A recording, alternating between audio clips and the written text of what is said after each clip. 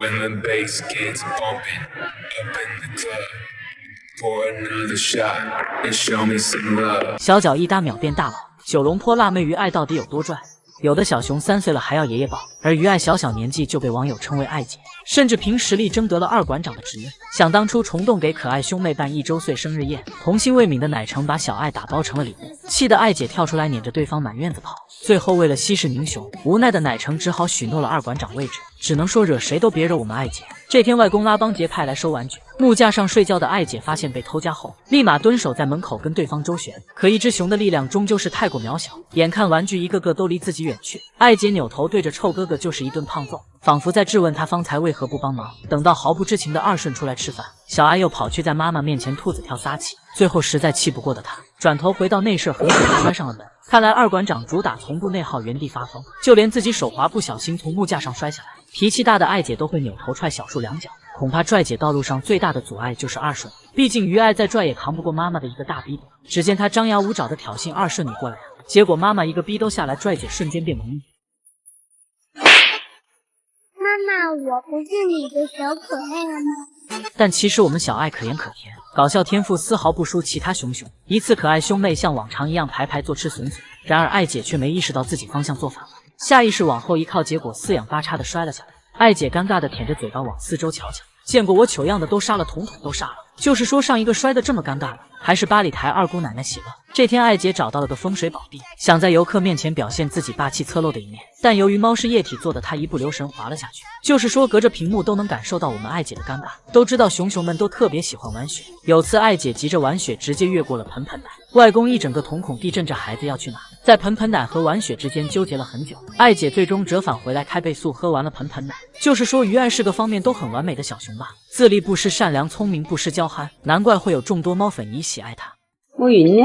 把暮云喊回来，把暮云喊回来吧。盘点熊猫圈普通话10级的大熊猫，都知道东北人热情爱唠嗑，没想到东北的熊孩子也这么冷了。童心未泯的奶妈只是想逗逗初心，没曾想她真喊出了字正腔圆的暮云。就是说这普通话简直比人还标准。不仅如此，当游客分不清初心和暮云，尝试询问熊孩子后，他立马回应：你是暮云还初心呢？初心呢？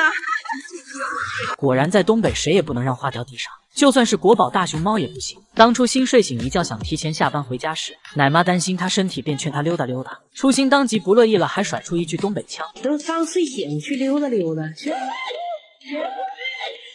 感觉初心的语言天赋和他远在大连的叔叔金虎有的一拼。据说当年有剧组找飞云金虎饰演夫妻，结果在对戏的时候金虎就在一旁捧着，演员每说一句台词他都会叫回应。最终导演只好让妙音女扮男装顶替胡子，并且金虎还能和奶妈无障碍交流。一次奶妈换了新发型来见好大人，胡子只看了一眼就嫌弃的扭过头去。说我好看，说我的新发型好看。我打你哈！你这个熊孩子！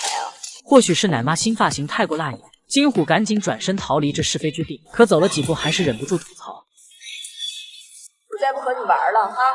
我再也不和你玩了哈，金虎！杀人又诛心说的就是金虎吧？都知道大胡子的情路异常坎坷，不是遇到诈骗犯就是惨被嫌弃。奶妈也为他的终身大事操碎了心。当询问虎子喜不喜欢喜乐时，这小子一听名字就知道是个美女，当即来了精神，吵着要看照片。第一次见到胡子如此羞涩的模样。你喜欢喜乐妹妹吗？喜欢呀，我也喜欢呀，金虎。我给你看看喜乐妹妹的最近的照片呀。喜欢喜乐妹妹啊。可当他满心欢喜幻想两熊婚后生活时，奶妈却冷不丁抛出来个重磅炸弹，还是那个飞云妹妹。着急吗？感觉胡子的沉默震耳欲聋，那我还能有活下来的机会吗？俗话说不怕逗逼太奇葩，就怕全聚在一家。胡子的姐姐敏敏同样是普通话10级选手，当奶爸模仿熊猫语呼唤闺女回家吃饭，不想搭理她的敏敏直接甩出一句我不饿。明明吃饭了。奶爸依旧不依不饶，用熊猫语催促，烦得不行的敏敏恼怒的看了对方一眼，直接转身给奶爸投喂了几坨青团，像极了对方不想和你说话并扔来一坨屎。此外姐弟俩的妈妈竹玉同样能和奶爸无障碍交流，只是这声音和胡子完全相反。对，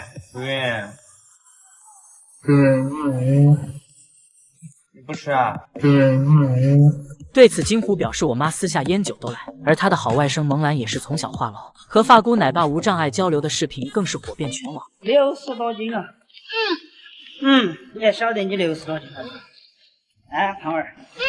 如此可爱聪明的小熊，难怪能赢得众多粉丝的喜爱。而网友们还知道哪些话痨的熊熊呢？果然世上就没有妈妈养不胖的孩子。当初骨瘦如柴、浑身皮肤病的丫丫，回国1年后就被养成了珠圆玉润的公主。今天上午，北洞准时更新了丫丫动态，只见她一把拽出鸡笼里的冲天笋笋，换了个舒服的姿势晒着太阳，咔咔炫。不得不说，这对蒲扇般的炸毛耳真的很符合丫丫的名字形象。而在阳光下浑身散发光泽的状态，更是让姨姨们惊为天选。不一会的功夫，丫丫就炫完了笋笋。眼尖的她又很快发现王八壳里的苹果，或许是担心玩具像之前那样嗖一下溜走，长公主拿果果的动作显得格外小心。看得出丫丫回国后的生活条件一直在线，原本瘦到根根肋骨清晰可见的身体，如今吹了气似的膨胀小猪肚腩圆滚滚的，白白净净的，丝毫看不出曾经患有皮肤病。果然这世上就没有亲妈养不好的孩子，爱与不爱真的一眼就能分辨出来。1年前，丫丫每天就只是呆呆望着天空，那时的她连吃一根新鲜竹子都成了奢望，更别提国内熊猫种类丰富的水果和窝头了。而和长公主朝夕相伴20年的乐乐，也在即将踏上回国飞机前不幸去世。毫不知情的丫丫经常透过小窗呼唤对方，不明白性格开朗的乐乐为何如此冷漠。后来丫丫终于等来接自己回家的娘家人，